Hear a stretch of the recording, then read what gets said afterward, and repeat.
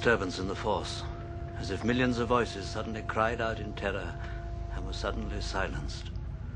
I fear something terrible has happened. It's here at last, the follow-up to the 2003 Game of the Year, the chronicles of the legendary figure Revan, Jedi Knight, War Hero, Conqueror, Sith Lord, and finally, Jedi Master. The tale of the one who defeated the Mandalorians, conquered the Republic, and eventually returned to the light with the aid of the Ebon Hawk and her crew, and saved the galaxy from destruction at the hands of his former apprentice, Darth Malak. For 8 years, people have been waiting for the thrilling conclusion to the saga of Revan. But does the new Revan novel really deliver?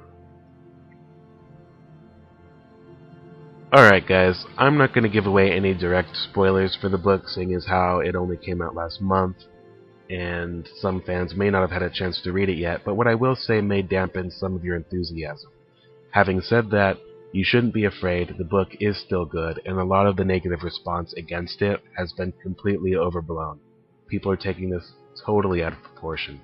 I don't understand the fan response, the general fan response against this novel.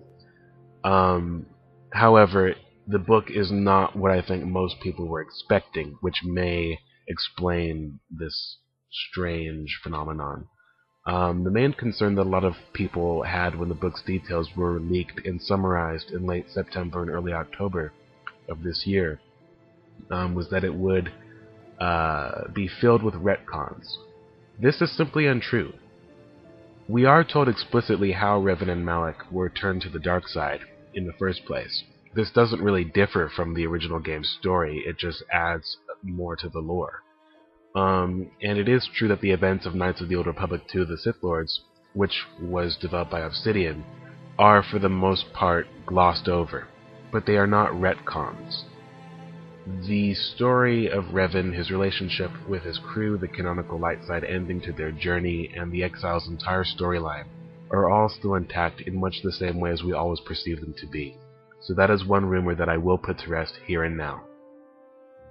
With that said, I do think that most people were expecting a lot of Revan's early history, or perhaps even a recounting of what he's already done in the original game and the Knights of the Old Republic comic books to be shared with us in this novel. This is not the case. For one thing, I believe the title Revan is more than slightly misleading. The book really should have been named something like Revan and the Unknown Regions, or simply Star Wars: The Old Republic: The Unknown Regions, because an almost equal amount of time is split up amongst 3 principal characters. Suffice it to say that we will see what Revan was up to in the time periods directly after Knights of the Old Republic to a period of a few weeks after the ending of Knights of the Old Republic 2.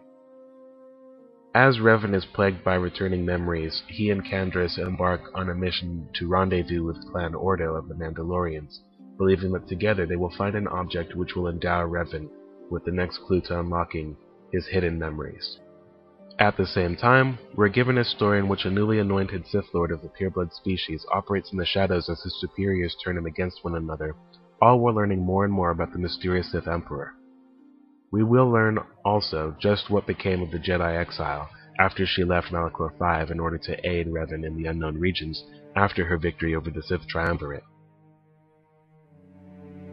And eventually, of course, all of these storylines will converge as the characters embark on a single desperate attack which forms the basis for the climax. I won't really get much more specific about the plotline than that. What I will say is that the storyline of the Sith warrior in this novel is actually the most interesting of all to read about, since we finally get a glimpse of everyday life on the capital world of Dromund Kaas through this character. He allows us to glimpse the politics involved amongst the 12 members of the Dark Council, and of course the Sith Emperor himself for the very first time. And I will confirm that the Sith Emperor is one of the strongest enemies the Republic has ever faced, though I'm still not entirely sure of some of his motivations, even after reading Deceived and Revan. But we will finally have some grasp of his history, his secret of immortality, and his incredible power. Now as to the characters themselves, they are all treated with due respect and are made interesting. The character that suffers the most is probably the Jedi Exile, whose name is revealed to be Mitra Surik. Perhaps this is simply because none of the party members appear in this novel, whereas some of Revan's do. Or perhaps it's because the only figure she interacts with in this book who carries any emotional resonance for her is Revan himself, and the two don't meet up with each other until very late in the novel. She's still a good character, but whereas Karpyshyn was able to flesh out Revan within the novel as eloquently as he was fleshed out in the original game, here I feel you won't get a good grasp of Mitra as a character unless you have already played KOTOR 2 first. That may not be an unreasonable expectation, seeing as these novels are based on the games and the events leading up to the MMO, but I still feel it bears mentioning. The Sith Lord, who is named Darth Scourge, and yes, the characters in the book do remark on his ridiculous name, is by far the most fun to read about, I think. Maybe it's just the fact that Karpyshyn has a tendency to write darker characters with a more charismatic flair than those of the light side. But I found Scourge to be fascinating, or at least his arc was. Not just because of his abilities or status, which, if we're honest, aren't really especially significant, but because of the fact that we learn more pertinent information about the mysterious Sith Empire when we're following his story than we do when following those of the other two characters, including Revan. His motivations also shift focus several times throughout the novel, making him an interesting character.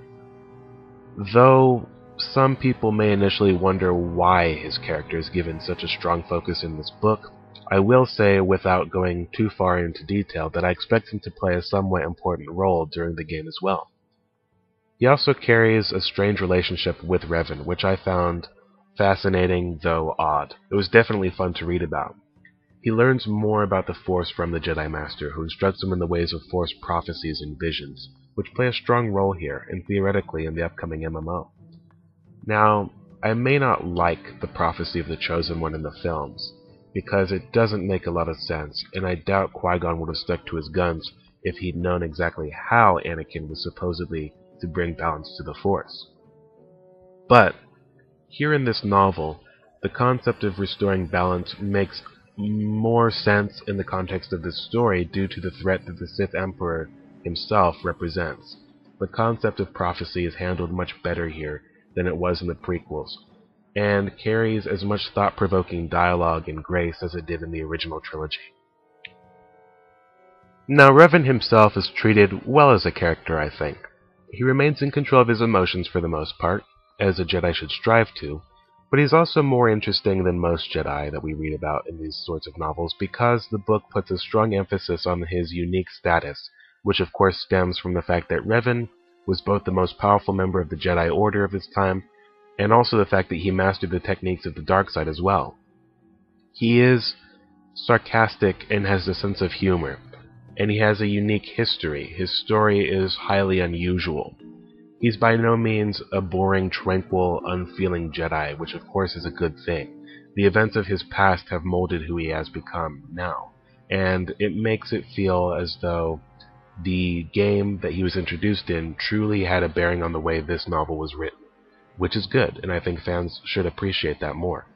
The one thing I think will be most disappointing to fans of Revan is that while he does indeed bind each of the three main storylines together, there are periods where his journey is rather static, in order for the other characters to progress to a necessary point before we're allowed to revisit Revan and his story. I think the book will also disappoint those who are expecting to see another quest with his entire crew, who became the saviors of the galaxy. Obviously, we know what happens to Canderous since he was in Knights of the Old Republic too. But aside from him, the only characters that make appearances are Revan's wife, Bastila Shan, and the little astromech droid T3M4. None of the other characters, no, not even the delightfully murderous assassin droid HK-47, make appearances. Some, like Mission and Zalbar, are given closure. Others, like Jolee and Juhani, are mentioned, though they don't actually show up. All of them are at least briefly mentioned, except Cartho Nasty for some reason. But regardless, the story really doesn't lend itself to such a large cast of characters this time around. And Revan truly is shown to be a Jedi of incredible skill and power. Though the action sequences Revan takes part in over the course of this novel are rather few and far between, you won't really notice. Much as he was able to do with the Darth Bane trilogy, Karpyshyn flawlessly balances the motivation, inner turmoil, skill, power level, and tension of each participant in each duel. He really does manage to showcase Revan's abilities, and we finally have a canonical testament to the character's prowess in battle and depth in the Force. So that's it, guys. There's not much more to say here. The novel probably isn't what a lot of people were expecting it to be, and it doesn't shed a lot of light on Revan's past as a character. He's pretty much the same iconic hero we always knew him to be. It's just that he's explored in a manner that takes the character out of the spotlight, which makes the story more personal on a level. However, I don't think people were expecting the book to share the spotlight so generously with the other two characters, which will disappoint a lot of people and some may find it off-putting. Regardless, the book is still good. It's not excellent. It's still good, though. Despite the somewhat rushed nature of the climax, the action, the tension, and the story, it's great. It's all still good stuff. I can't see how the book could have reconciled the stories of both the original Knights of the Old Republic games with the MMO more effectively than Drew Karpyshyn was able to do here. How does it stack up to the other novels in the Old Republic line? Well, I enjoyed the book less than Deceived, which I really liked, and quite a bit more than the mediocre Fatal Alliance. Now the question could be asked, why?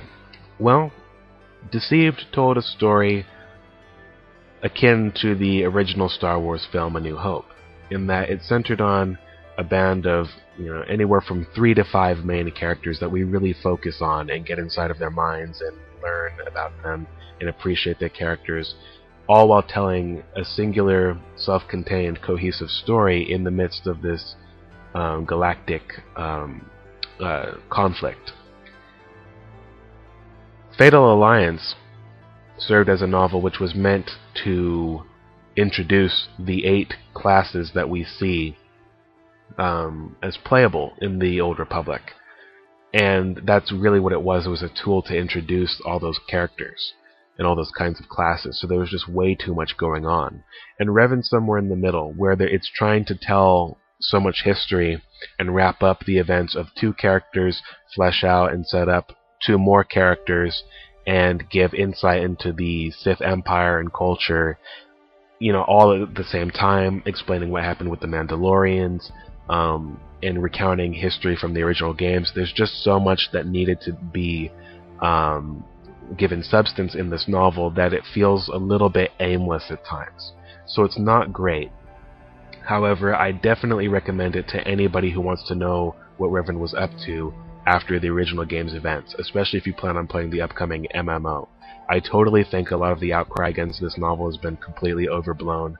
I don't think it warrants a lot of the hate that it's gotten. It's by no means a bad book.